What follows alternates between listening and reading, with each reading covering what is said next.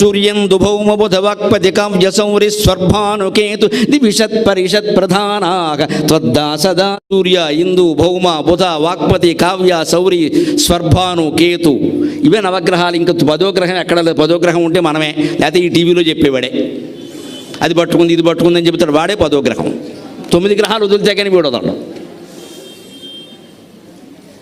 ఎందుకని వీడికి మొత్తం మన అక్రాలన్నీ అమ్మించేయాలి, మొత్తం కాలసర్పయాగం అనాలి, మొత్తం 2 లక్షలు 3 లక్షలు ఖర్చు పెట్టించేయాలి.